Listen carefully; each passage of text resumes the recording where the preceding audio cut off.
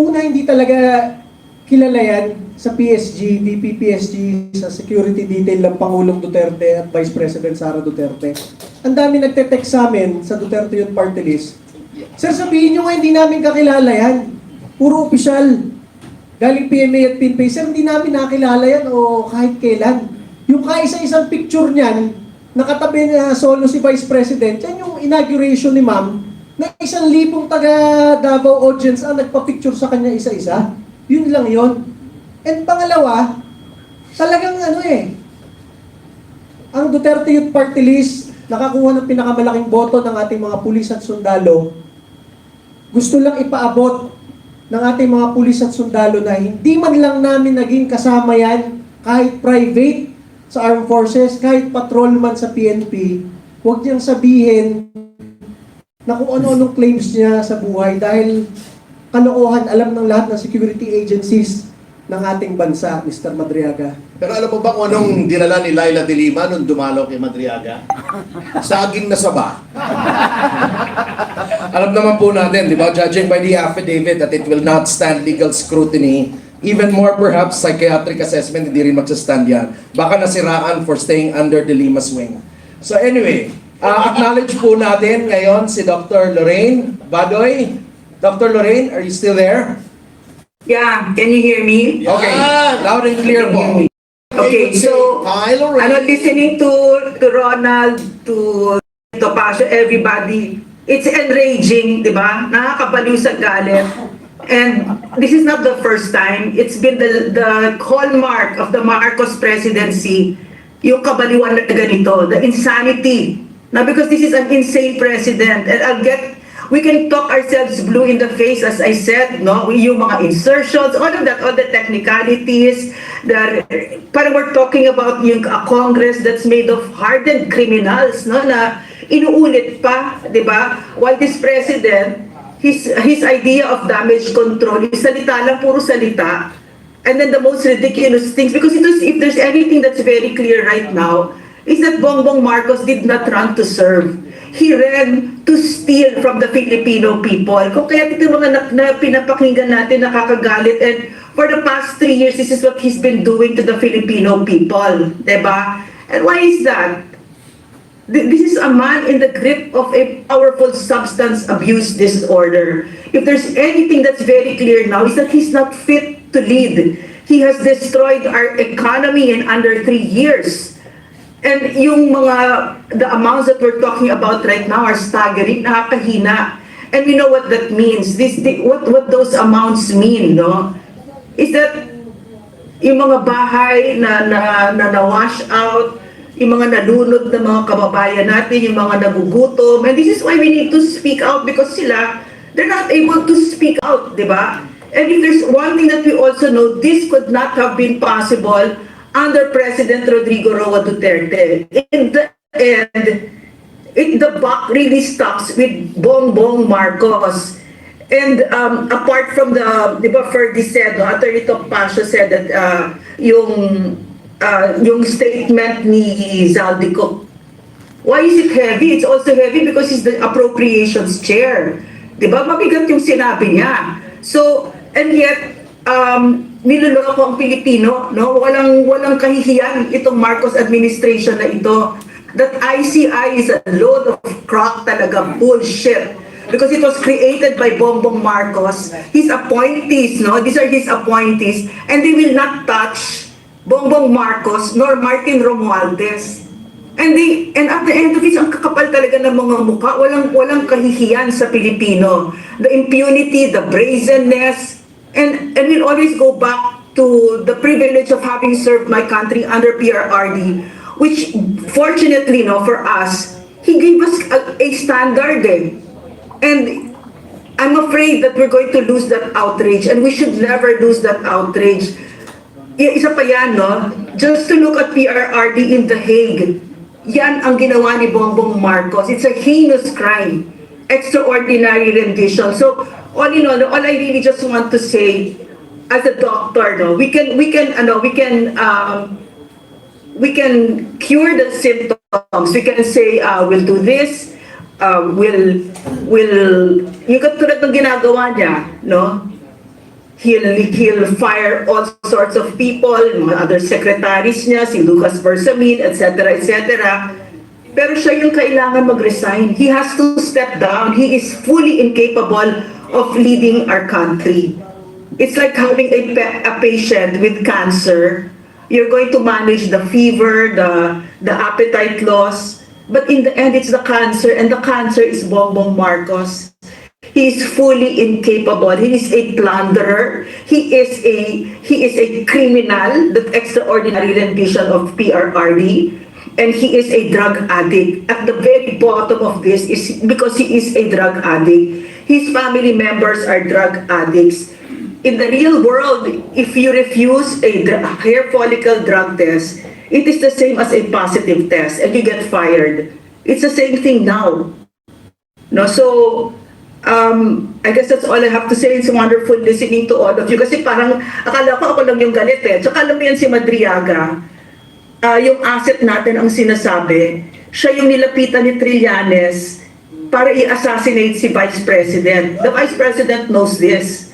No, so the takedown of the Vice President, it's so brazen, it's so shameless, the utter disregard for the Constitution. All of this is happening under the watch of a drug addict. So we should not be surprised anymore that all of this madness is happening, and that madness has to stop, and he has to step down. Bongbong Marcos has to step down now.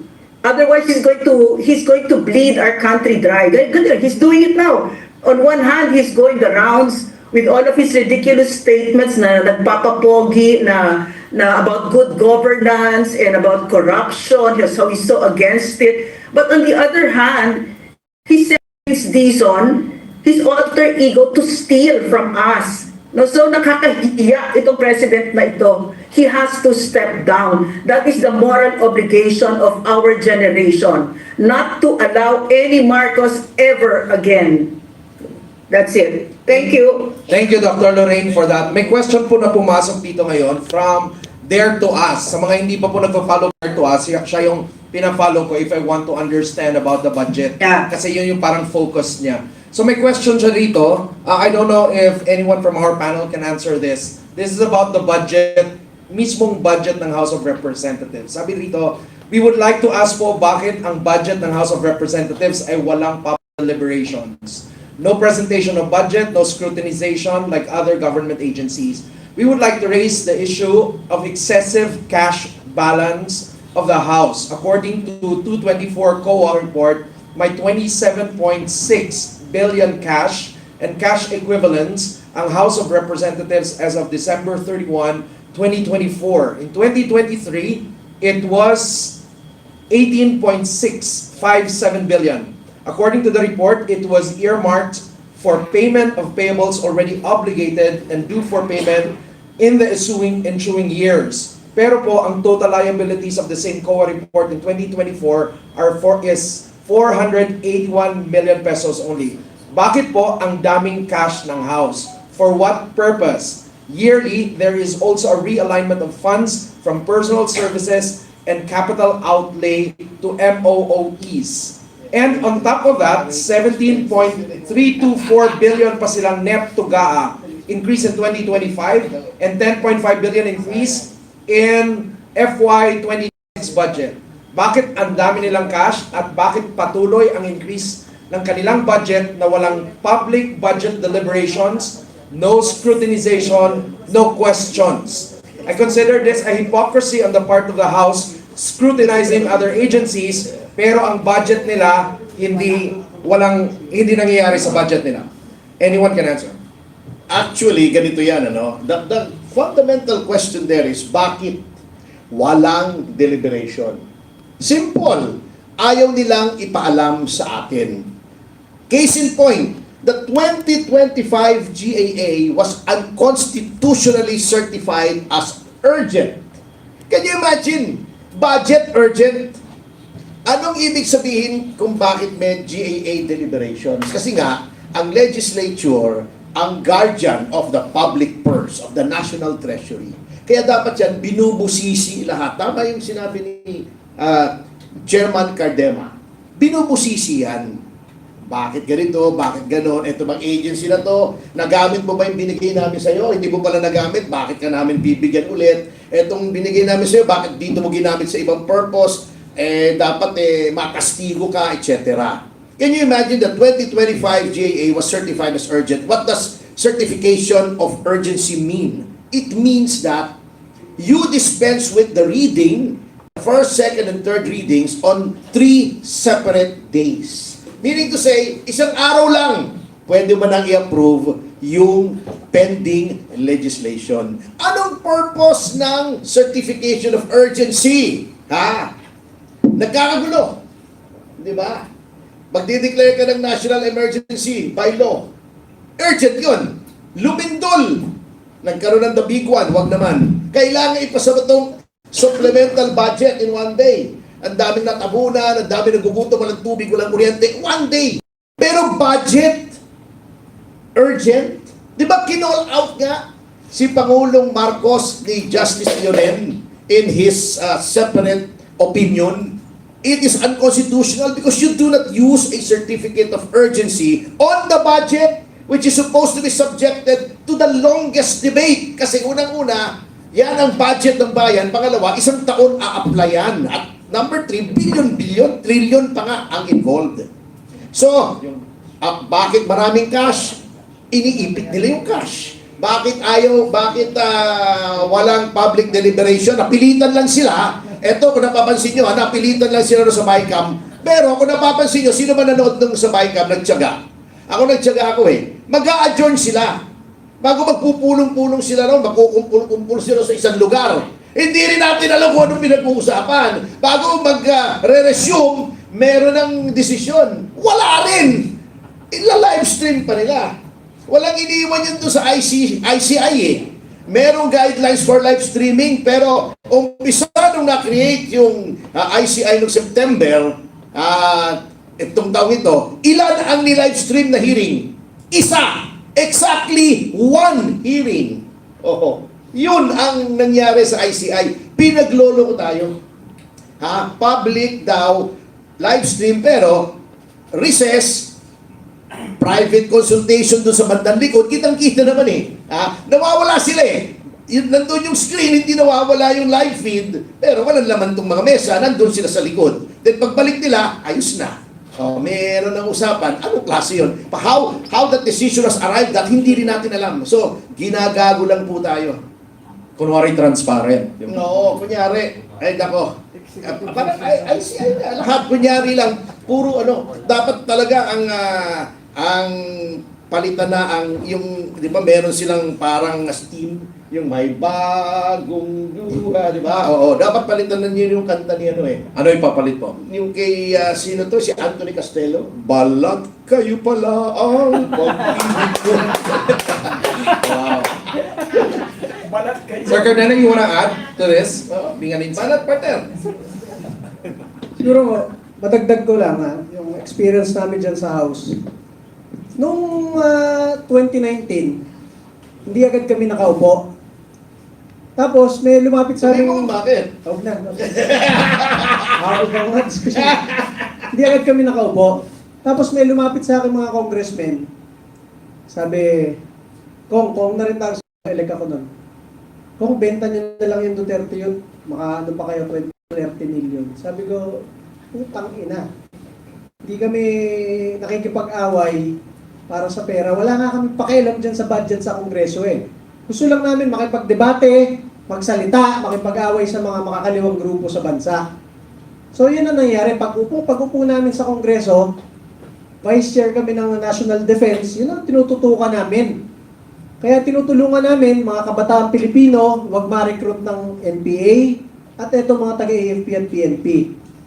Tapos ang House Bill ng Duterte Youth Party List noong unang term namin, yung pagbabalik ng Anti-Subversion Law, Anti-CPP-NPA Act, na kapag ikaw nagtatransact, nangungulekta ng revolutionary taxes and everything, lahat kayo, o ikaw politiko na nagbibigay ng pera sa mga makakaliwang grupo sa NPA, kasali ka rin. Mga ganyan.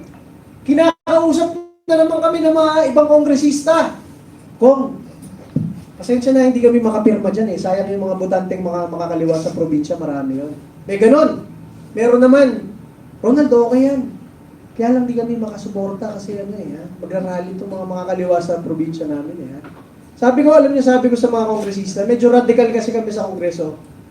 Ang daming kongresista at politiko, gusto ng reservist rank sa armed forces, gusto ng arrival honor sa PNP, gusto ng rango sa Philippine Coast Guard, pero para pumirma ka, laban sa pumapatay sa tropa ng gobyerno, ayaw mong pumirma. Anong tawag sa ganyan? Di ba? So, layuan na naman yung ibang congressman sa amin. Nung second term namin, under Marcos administration, eto na.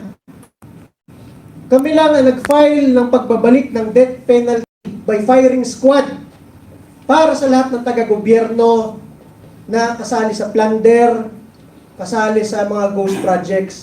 Wala man lang pumirma kahit isa. Tapos hindi kami kinakausap. Tapos eto na. Pagdating ng 2024, ang dami nga nung sinasabi ko sa inyo, bagong Pilipinas Servisyo Fair. Nasabi ni Mayor Magalong, pag umattend ka, meron kang 777. 21 million para sa isang attendance. Sa 31 na invitation sa amin dyan, ang inyong Duterte Youth Party List, hindi namin kayang umattend. Masabi ko sa inyo, ang daming umaattend, 200 plus. Hindi namin kaya umattend. Tuwing magpapadala ng invitation ng Office of the Speaker, fino-forward ko kay Congressman Pulong Duterte at kay Vice President Sara Duterte. Sabi ko, ma'am, hindi kami attend sa ganito ah. Minsan nag-invite sa Davao pa. Davao City pa mismo. Sabi ko, ma'am, sorry, hindi kami attend kahit Davao City to. Alam ko namang sa kabilang side to. So, ganyan ang nangyayari.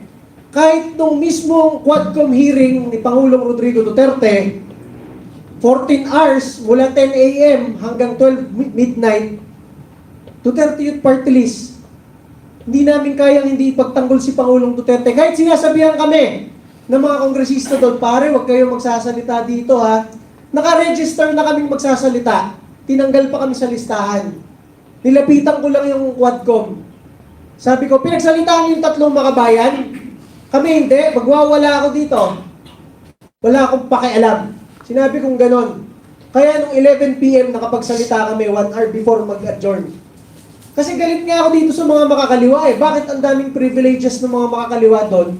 Tapos kami, gusto lang namin magsalita, ipagtanggol si Rodrigo Duterte na nakasalang sa Kongreso, ayaw kaming pagsalitain. Wala ba kaming karapatan bilang kinatawan ng taong bayan?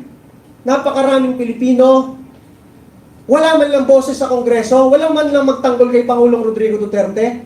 Kaya sabi ko, magwawala ako dito pag hindi nyo pinagsalita Duterte yun. So ganyan ang aming status sa House. Hindi kami nakikialam dyan sa mga kaperahan sa House, medyo outsider kami. Hindi kami umaattend sa bigayan ng kahit ano dyan. Kahit sabihin na, Kong, meron nga lumapit sa akin, Kong, nakaano na ako, 300 million na. Meron isa, naka 600 million, nakaka-attend lang. Duterte Youth Party List ninyo, masabi ko sa inyo, kahit piso, wala. At masabi ko sa inyo, eto sa Pilipinas, sa Pilipinas, pupunta ako sa barangay, pupunta ako sa isang bayan, pupunta ako sa isang probinsya. Tapos ang sasabihin ng mga politikong kausap ko, pare mag-e-eleksyon na dito, 500, 1,000 ang bayan sa kada botante. Kailangan nyo yan para manalo. Tangin na ako, iinom na naman ako ng Losartan. Yung Losartan sa hybrid yun. Sabi ko, tang ina. Bakit ganito yung mga sinasabi sa akin ng mga barangay chairman, mayor, gobernador na pinupuntahan namin? Dito na lang daw mag-invest sa probinsya nila. Akala ko pag sinabi mag-invest, magdala ng mga foreigner o mga negosyante para mag-invest ng negosyo. Ibig sabihin pala, mag-invest yung party list nyo dito na kayo bumili ng boto. Putang ina. Masabi ko sa inyo, ang Duterte Youth Party List ninyo, nanalo ng halos 2.5 na milyon na boto ng mga Pilipino, kahit isa doon, wala man lang binili, kahit piso. Ibig sabihin, ang mandato ng inyong Duterte Youth Party List nakakuha ng 2.5 milyon na boto dahil sa paniniwala sa aming pakikipagdebate at pagsasalita para sa taong bayan. Isipin ninyo, ang Armed Forces of the Philippines at Philippine National Police, Commander-in-Chief nila si Bongbong, pero sa 150 na party list, ang number 1 sa AFP at PNP ngayong taon na ito, Duterte Youth Party List. Sinasaluduhan mo yung Commander-in-Chief mo, pero ang binoto mo, yung kaisa-isang party list na naghain ng impeachment para matanggal ang Commander-in-Chief mo. Ganun ang sentimiento ng ating mga pulis, sundalo, mga OFWs buong mundo. Wala kaming ma-hire kahit isang coordinator sa kahit anong bansa buong mundo dahil walang pera ang inyong Duterte Youth Party List. Kahit saan tayo magpunta ngayon, Amerika, China, Singapore, Middle East, Dubai, France, Germany, number 1, Duterte Youth Party List. Wala kaming kakilala kahit isang OFW leader. Pero ang ibinoto ng majority ng mga OFW sa lahat ng bansa buong mundo, kahit mga pulis at sundalo, under ng administrasyong ito, Duterte Youth Party List po ninyo. Ganyan ang aming paninindigan. At ngayon po, final natin sa Supreme Court, yung aming kaso laban sa COMELEC. Makikita ng Korte Suprema. Ang sinasabi lang ng COMELEC, meron daw kaming hindi na-publish na papel noong 2018 nung nag-a-apply kami. Nakalagay sa mismong batas ng party list, the COMELEC shall publish. Sino ang nakalagay sa batas na magpapublish ng mga aplikante? COMELEC po. Ang sabi ni COMELEC sa Supreme Court, pwede namin iutos yan. Pwede nyo namang iutos. Wala kayong inutos, inaprubahan nyo kami. Paano namin mahuhulaan na yung one-pager na yun? Kailangan. Lastly na lang, sa dami-dami ng party list dyan na bumibili ng boto, sa dami-dami ng party list dyan na nangungurakot, kahit mga kongresista, may kaso ngayon, may alam ng taong bayan, nangungurakot kasama sa mga bilyon-bilyong kalokohan ngayon. May kaso ba sila? Wala. Ang tinanggal yung kaisa-isang party list na nakakuha ng 3 seats sa Kongreso, binoto ng 2.5 million na Pilipino, kaisa-isang nagbabalik ng death penalty para sa kurakot sa bansa. Tayo ang pinagtulungan, tayo ang tinanggalan ng budget, tayo ang tinanggalan ng seat sa Kongreso. Pero masabi ko sa inyo, kahit wala tayo sa Kongreso ngayon, kahit sa barangay ng Pilipinas tayo magpunta ngayon, sinasabi ng taong bayan, Sir, Duterte Youth Party List po kami, binoto po namin kayo. Hindi tayo yung kahit saan ka magpunta, yan yung mga nangurakot ng bilyong-bilyong maleta. Hindi tayo ganon. At dahil dyan, sa inyong pagtitiwala ng ating mga kasama sa social media, mga vloggers, at ng milyong-milyong Pilipino, kaya nabubuhay ang Duterte Youth Party List. Alam ko, makakabalik tayo sa Kongreso at putang ina, lahat ng kailangan reforma dyan sa Kongreso na yan at sa ating gobyerno. Lalo na pag naging Pangulo si Sara Duterte, tayo ang magbabago ng Pilipinas. Talagang, Rob, ako talaga nanghihinayang na si Yusek Cardema ay tinanggalan ng buto sa eleksyon. Sayang na sayang, kailangan natin yan. I'll just like to go back to the question. I really believe the question is very valid and I think it really opens a lot of scrutiny dapat dito sa budget mismo ng House. Pero kasi ang manner kasi po by which it's being done, meron po kasi tayong tinatawag na parang House Committee on Accounts. No? So sila po talaga yung bumabalangkas ng mismong budget including the salaries of staff, MOOE, and many other expenditures. No? Problema lang, wala po talagang layer ng scrutiny dito dahil pagkagawa po ng House Committee on Accounts, diretso kaagad siya sa plenary, diretso kaagad for approval. So I think maganda po na tignan natin, no? I really feel that the question of the advance is really valid. Tignan natin kung paano ba talaga ginagawa yung kanilang budget, and I think umiiral po kasi rito yung parang long-held tradition sa Congress, no?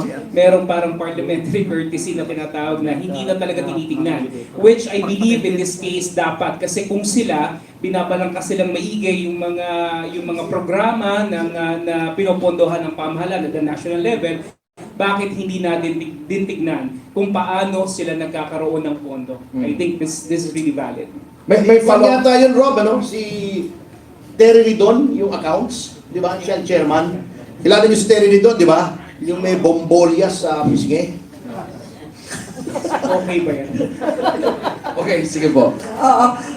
Ako naman, ang comment ko naman doon sa sa question ni Sir Rob, the thing is, although guaranteed sa ating constitution, right to public information, access to government records, ang problema po kasi walang enabling law.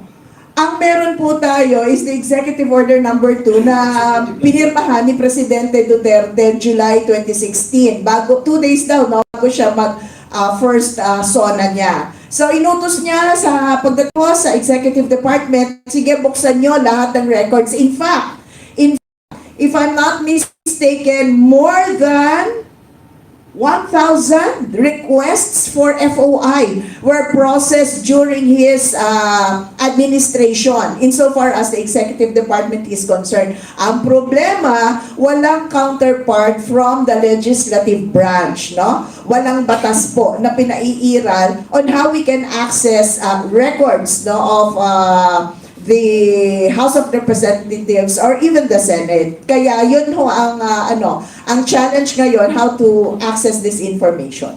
Okay, so follow-up question lang din about it, also from Dare to Ask, and anybody can answer quickly on this. Sa issue ng liquidation by certification, alright, sabi niya, through concurrent resolution number 10 of 2011, ito po ay na-introduce ni Senator Ping Lacson. In 2011 until now, walang publicly available information repealed. In 2022, then former House Secretary General Velasco said na ang inyong extraordinary and miscellaneous expense ng House ay hindi na re-resibuhan. Attorney Rowena Ganzon, a former COA commissioner, also said the same. EME is just one of the MOOE's line item expense. According to COA report, ang amount minsan umaabot ng 3 to 4 times higher than the approved budget. There is also another expense like other maintenance and operating expenses or OMOE na sobrang tumataas din ang actual amount per COA. And these are eventually allocated to each member of the House. The question is, can you please confirm po kung talagang ang liquidation ninyo ay through certification lang? And which expenses ang alam natin na ganito ang practice? At masingit ko lang dyan, yung nag-file ng plunder kay Vice President Duterte, yung si Reverend Addictus at saka yung si Running Pest, among others, ay alam nyo kung seryoso sila sa confidential funds, look no further. DILG, the Remulla brothers had 1 billion, more or less, in confidential funds. 1 billion. 500 for DILG, 500 for DOJ. The Office of the President has 5 billion in confidential funds. Gusto nyong puntirihin ng confidential funds? Tignan nyo kung saan ginamit yung confidential funds ng DILG, DOJ, at Office of the President. Okay. Sir Rob, I'd like to take this opportunity and pose a dare sa Makabayan Black. Buksan ninyo ang inyong libro. Saan nyo dinala ang mga milyong-milyong kinatiwala sa inyo ng taong bayan? Liquidate it, show by example. Makita nyo sa amin saan nyo ginamit ang pera ng taong bayan. Diyan sa Makabayan Black. Alright, so we also have here a representative from Inquirer na gustong magtanong. You can now throw your question, please.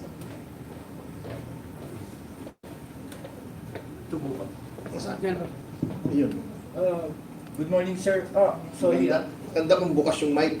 Bukas po. Yun. Ayan, nakasan lang po natin ang boses. Okay lang po. Sir, sorry. Yung pong comments nyo on sa deliberation sa budget na parang inaano nyo po ay may insertions, may hocus-pocus, and ito po, sumulpot yung Ramil Madriaga. Ito po ba ay tinatali nyo po doon sa nabanggit nyo rin po na deadline sa February? Wala, pwede. Hindi nakakilala pala. Dun sa budget, hindi ko alam. Pero dito sa Ramil Madriaga, Ramil, bigla na lang siyang lumabas ngayong Disyembre. Unang-una, ang daming pinag-uusapan sa bansa tungkol sa ghost projects and flood control projects na peke, di ba? Alam niyo yung nangyayari, di ba? Meron kang 100 million kunwari na panglagay sa ilog mo. Yung DPWH, yung congressman, ang ginawa, gumastos siguro ng 5 million para hulugan lang ng simento. Pagdaan ng isang baha, nasira na, nakabara pa, kaya bumabaha sa ating bansa ngayon. So ang daming ganong issue ng corruption, kaya nga nag-lead ito sa pagkakatanggal sa DBM Secretary, DPWH, ES, Speaker, and everything. Anong inaantay ng taong bayan ng mga 4 na buwan na? Malaman ko ano nangyayari dito, bakit saan napunta yung mga pera na daang-daang bilyon, di ba? So, magpapasko na, hirap na yung mga Pilipino, lahat ng spotlight nakatutok sa presidente at sa ICI, bigla naman mayroong pang-agaw ng spotlight. Yung isang nakakulong na kidnapper, bigla na lang kinlaim na siya ay PSG, siya ay nagtayo ng VP PSG, siya ay nagtrabaho sa NBI, NSC, ISAP, and everything. At siya ay nag-deliver na 1 bilyon na tinatawagan sa direksyon ni Pangulong Rodrigo Duterte para sa mga confirmation. Alam nyo, mapapainom ka talaga ng losartan putang ina Alam mo talaga hindi totoo Pero, dahil nga, kapag hindi tayo nagsalita ng ganito, baka akalain ng ibang Pilipino totoo. Pero alam naman natin hindi totoo. Yan yung pang-agaw ng spotlight ngayong Disyembre na ito na hirap ang mga Pilipino. Kaya, baka timing lang rin, boss. Ramil Madriaga, pang-agaw ng atensyon sa napakaraming spotlight ngayon sa administrasyon, and yung kanyang statement, pinasa na sa ombudsman, baka gamitin pa pang impeachment sa 2026. So yan po yung naisip natin. Gagamitin yun. Tayo personally, ang ina mo, Madriaga, pag talaga nagpalit ng administrasyon. Dr. Calilong, meron po kayong masabi bilang a political analyst on this sa question na yon? Yes, actually, ganito lang naman po yan talaga. No? Yung formula, yung narrative po nitong administration na to is simply anchored on 3 Ds na tinatawag natin. No? So they simply deny, they deflect, and they disorient. No? At the onset, ang mangyayari po talaga rito, it creates a culture of distrust and dismay, especially on the public, basically. So lahat po ito na ginagawa nila, no? Especially kapag mayroon talagang issue na lalabas, alam naman natin ang ginagawa ni Claire Castro is simple denial right away, no? Talagang dinidismiss kagad kahit mayroong basis at mayroong talagang logic. Inaalis niya kagad talaga. I think this is really what they're trying to do right now. The projection is very, very clear. Now, it's going to be incumbent upon us, especially tayo po na nandito, no, na nakakaunawa, nakakaintindi sa sitwasyon, paano natin ito ilalatag sa ating mga kababayan? Paano natin sasabihin na tayo ay talagang ginagawang tanga nitong administration na to? Sorry for the word, pero that's really how it is, no? Because the narrative is being spun in such a way na talagang wala tayong choice kundi tanggapin yung kanilang narrative. Pero I think right now with social media, with the power of the bloggers that we have here, talagang kakailanganin po natin lahat ng tulong para po ipaalam sa publiko talaga na itong layunin ng gobyerno na to, talaga yung gusto nilang gawin, simply does not have any space in our democratic reality at the moment. Yun lamang po. Maraming salamat. Alright.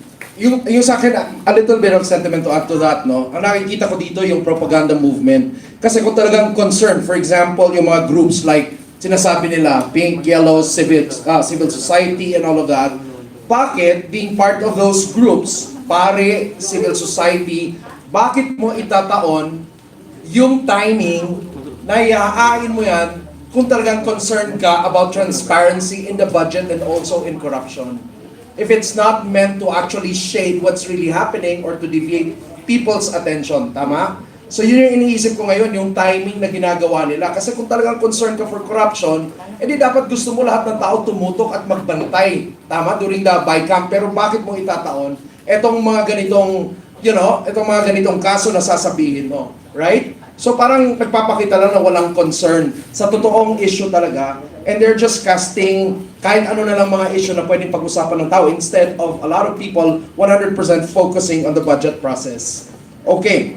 So, Sir, Yeah. okay lang po. Go ahead. Other issue, okay lang po. Yes, sir. Kay Attorney Topacio po, being the... Wag lang love life, ha? Opo, sir. Opo. Alam ko lang. Sir, being the deputy spokespo ng party, may update po ba regarding sa status ni Senator Bato? Kasi Senator Robin Hood ay sinabi, sa payo niya is huwag kang susuko sa banyaga. And how about the party, sir? Anong stand? And sabi ng DILG, alam nila kung nasaan si Senator Bato. May suporta rin po ba ang partido kay Senator Bato ngayon? Definitely. Senator De La Rosa is a ranking member of the PDP and he is one of the 3 senators. However, with respect to the legal recourses available to Senator De La Rosa, I think the best person who would be able to answer that would be his legal counsel, Attorney Israelito Torion. With respect to the pronouncements of Senator Padilla, I think we have to defer to his Chief of Staff, Attorney Philip Jurado. Pero kami po sa PDP, we condemn this latest efforts on the part of the government to neutralize another member of the opposition by again surrendering our sovereignty to a foreign entity. And the PDP is willing to extend all the assistance within its power to do in order to assist Senator De La Rosa with this problem. We are solidly behind Senator De La Rosa. Para sa amin po, isang malaking kalapastanganan sa soberanya at kasarinlan ng Pilipinas itong pinaggagawa ni Ombudsman Boying Remulla na siya ang naglilik nitong ICC warrant. Alam nyo, nakakatawa itong si Remulla, talagang double standard eh. Kapag may isang tao, katulad niyan, na si Madriaga, relax ka lang partner, alam ko umiinit yung ulo mo pagka ano mo yung pangalan ni Madriaga eh. By the way, sinabi sa akin ni Yvette na talagang total na yung commitment ni De Lima kay Madriaga. In fact, she was quoted to have said in effect that she has spread her wings to let him in. Diba? Sabi niya, I'm taking him under my wing. Oh, di ba? So she has spread her wings to allow Madriaga to enter. Her wings! Her wings! Anyway, alam nyo, Madriaga isang tao. Ine-entertain ng ombudsman. Ha? Etong kay Martin, sinabi noon ni Diskaya, sabi ni Saldico, yun daw pera ay para kay Martin. Although hearsay yun. Okay, granted, fine. Under oath naman yung statement. Okay. Corroboration number 1. Gutesa, under oath. Nagde-deliver po kami ng male-maleta na pera kay Martin Romualdez. Okay. Corroboration number 1. Corroboration number 2 from Saldico himself. Nagbibigay ako kay Martin at kay Pangulong Marcos male-maleta. Corroborated yung kay Gutesa at yung kay Diskaya. Sinong may kaso ngayon? Isa lang, si Saldico. Oh, anong klase yan? Di ba? Anong klaseng ombudsman yan? Alam naman natin kasi that ombudsman owes his being ombudsman to the president na lahat ng batas ay pinilipit para lang siya ay maluklok dyan. So, what do we expect from the ombudsman? So, yan ang nagiging problema po natin dyan eh. Lahat ng institutions natin, kinokorap, pinanghihimasukan ng Pangulo. How? Yung last bastion, yung huling sumbungan ng bayan ombudsman, nilagay pa niya, let's not mince any words, nilagay pa niya tuta niya. Kalokohan. Kung may naniniwala sa inyo nang sinabi ni Boying na ngayon appointed na siya, he will do what is right, meron pong tulay malapit sa Malacanang, bebenta ko sa inyo. Mura lang po kung naniniwala kayo ron. Number 2, yung legislature, kino-op na niya. O nang una, ginawa niyang speaker yung pinsan niya. Ginawa niyang majority, deputy ba? Speaker. Yung anak niya. Plus, inuutusan niya na mag-insert One prerogative ng legislature yon. Pati judiciary, pinanghihimasukan na niya. Can you imagine the ombudsman and the president being one in saying, bago magpasko may makukulong na. Mr. President, Mr. Ombudsman, hindi po kayo nag-i-issue ng warrant eh. Hukuman po eh. Are you telling us, kontrolado nyo rin yung hukuman na pag sinabi nyo bago magpasko may warrant, eh teka, nakakabahala na po yan. Ha? That is very alarming. Hindi lahat po ng branches of government. Ha? Inyo ng executive, Mr. Marcos, inyo pa ang legislature, inyo pa rin ang judiciary. Bata mo pa rin na sa ombudsman. Oh, appointee mo pa rin na sa ICI. Wala na po kaming tutuguhan. Sino pang mag-check and balance? Yan po ang nakaka-alarma sa ginagawa. Number two, another point, ito sa budget. This will be my last word on it at medyo I'm the only one standing between you and lunch. Yung sinasabi ni Professor, alam nyo tama, okay. Number one, yung education now. For the first time, pumasok sa standard. Ngunit tingnan nyo mabuti tingnan nyo mabuti. Kasi niloloko po tayo. Last budget, alam nyo yung pagkasniki nitong gobyernong ito. Para palabasin lamang na kunyari, last budget, ang pinakamalaki ay edukasyon, hindi yung public works. Yung budget ng PNPA, sinama nila, kinompute nila sa education. Sa DILG yun eh. Hindi naman sa DepEd yun eh. Yung budget ng PMA, sinama nila sa education, sa DND yun eh. Hindi naman sa DepEd yun. Pero para lang palabasin na mas malaki education kesa sa DPWH, sinama nila yun nung kinompute nila, okay, ito yung education, no? Nung tinignan ko, teka muna, bakit pati PMA at saka PNPA? May mga sariling departamento yun. Kaya tignan pa rin natin, Prof, ha? Baka pinaglululuko tayo yung mga taong yan, ha? O baka Claire Castro na naman, yung farm to market roads daw, may kinalaman sa health. Okay. Sige, so, may last question pa sana ako, pero mukhang ano na lang eh. A little bit of comment and then I'll ask you kung ano dapat ang i-advise natin sa mga tao as their participation na pwede nilang gawin as we close. Alright? Kasi, totoo lang, no? Kung titignan mo dito, very quickly lang, if this budget were subjected to the same standards na ini-impose natin sa private corporations, do you think yung audit na to would actually, they would pass internal audit? The reason why I'm asking this, because I am an executive coach to Fortune 500 mga leaders, and whenever something like that happens, usually tinatanggal ka agad yung mga executives. Alright? So, can you say something about that? Simple lang po. In a parallel universe, perhaps. No? Pwede po nangyari po yun.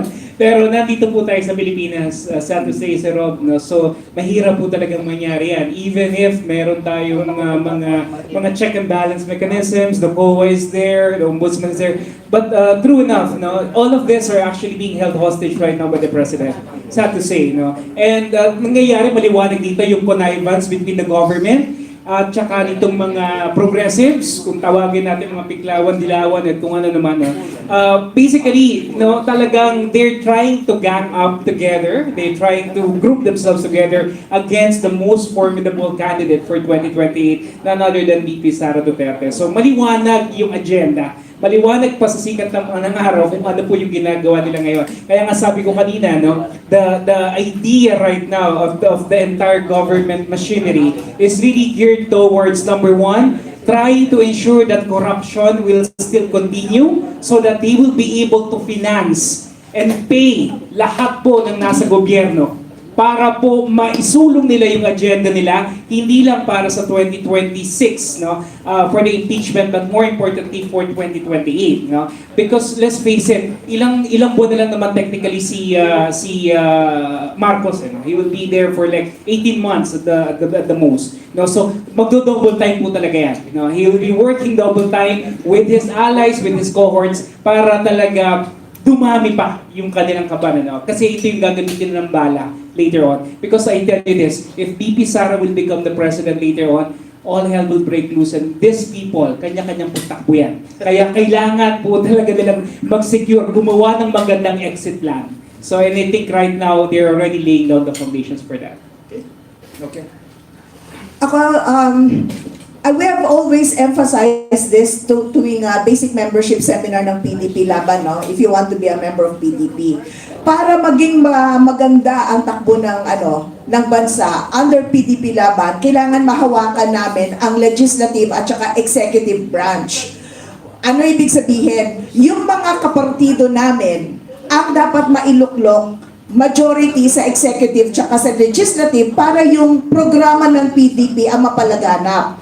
Noong 2016 to 2022, isang PDP Laban member ang naging presidente. Marami rin po, no, ang nailuklok sa pwesto as USEC, as ASEC, as directors. Also, pati rin ho sa legislature. Naging maganda ba ang takbo ng bansa? It was not perfect, pero ramdam nyo ang pagbabago. As in fact, yung party chairman namin bumaba with the highest trust rating of 91%.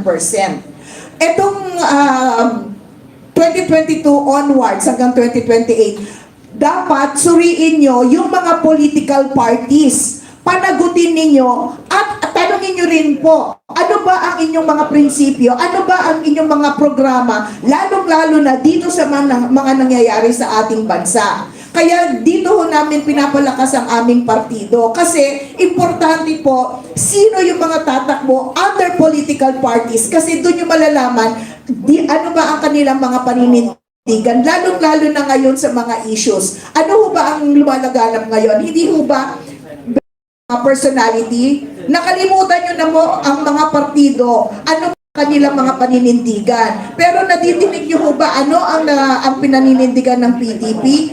It is reflective of our party chairman's policies when he was in power. Kung gusto nyo pong ibalik yung ganong mga polisiya at programa sa darating ho na 2028. Ngayon pa lang ho, magpalakas na po tayo. Suportahan nyo po ang PDP Laban, ang kanyang mga programa. Alamin ninyo ano ba ang partidong ito at kanyang mga paninindigan. Dito ho sa kapihan, makikita nyo na po ano ang mga paninindigan. Meron ho kaming spokesperson, si Attorney Ferdito Pasio, pinapaliwanag ho ang mga paninindigan sa issues. Dito pa lang ho, sa issues pala, ano ang sinasabi ng ibang mga political parties? Hindi ba wala? Or at least personally, wala ako nadidinig. Pero ang PDP ho, malakas ho na naninindigan and we fully support itong mga pronouncements ng aming party president. So, ngayon pa lang magmasid, alamin sino po ang mga miyembro ng political parties, doon po maghusga kayo sa darating na 2028 kasi nasa kamay nyo rin po kung ano ang mangyayari pagkatapos ho ng mga nararanasan natin ngayon. Sige lang natin. Rob, I'm sorry to interrupt. Bago tayo magtapos, since one of the tenets of our party is theism, our belief in a God that guides the destinies of men and nations. Bago ka magbigay ng closing, nais ko po lamang kayong anyayahan sa isang panalangin. Ito po ay panalangin ng mga inaapi para sa mga opisyal, mga namumuno na tiwali at abusado. Maiksi lamang po ito. Ito po ay salita ng Biblia na sana po araw-araw ay ipanalangin natin. Ito po ay Salmo 109. O Diyos na aking pinapupurihan, dinggin ninyo ang aking panawagan. Ako'y pinagbibintangan ng mga sinungaling at masasamang tao. Nagsasalita sila ng kasinungalingan laban sa akin. Sinisiraan nila ako at sinusugod ng walang dahilan. Kahit nakikipagkaibigan ako sa kanila, ay kinakalaban pa rin nila ako, ngunit ipinapanalangin ko pa rin sila. Sa kabutihan na ginagawa ko sa kanila, masama ang iginaganti nila. At sa aking pag-ibig, ipinabalik nila'y galit.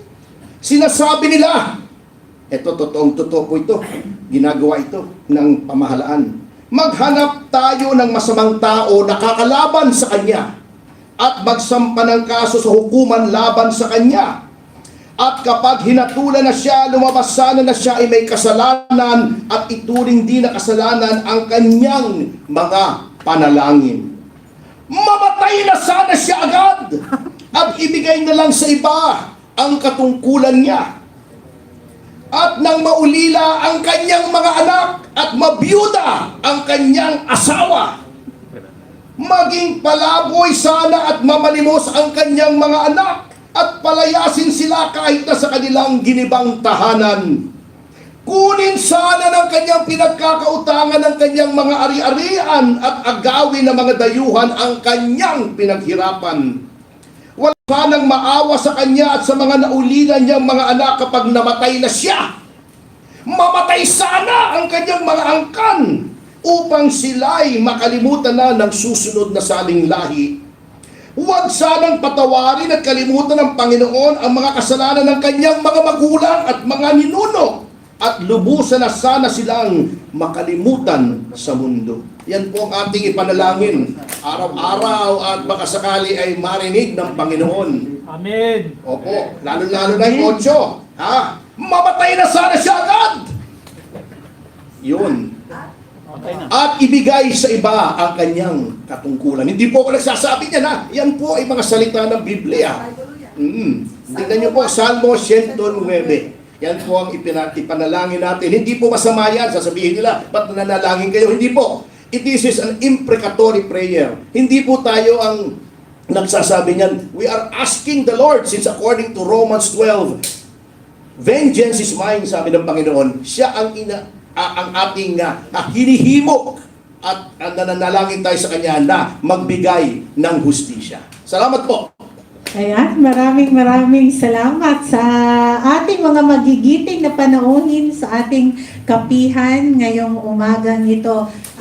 Next week po ay December 25 ang Thursday, kaya wala muna tayong kapihan next week kasi Paskong Pasko yung Thursday. So magkita-kita tayo sa January, pero abangan nyo po kung ano pa yung mga notices namin. Papadalhan po namin kayo ng notice, para sa ating and meron tayong activity na gagawin. We will message you privately about it. And of course, thank you sa ating bago ko ibalik sa ating sa ating moderator for today, ang ating usapan at ang ating closing. Maraming salamat kay Lorraine Badoy na nasa Zoom, sa lahat na naging panauhin, Jing Peras, Caldema, Froilan, Attorney Topacio, Attorney Yvette, si Penny, and of course, maraming salamat sa lahat ng ating vloggers and media who is always tuning in and joining us sa ating mga kapihan. Hindi nakarating si Kong Paulo kasi biglang ipinatawag ng hearing sa Pero abangan niyo po ang aming mga magigiting na guests, sila Kong Paulo, Kong Barzaga, and Kong Leviste sa coming pa nating mga kapihan. Back to you, Rob! Alright, so di na natin patatagalin. Maraming salamat po sa pagdalo at sa mga nasa live stream po. Salamat din po for being with us the past 2 hours. Thank you so much. Paglaban po natin ang ating bayan para sa Diyos, para sa ating mga anak, at para sa lahat. God bless you all.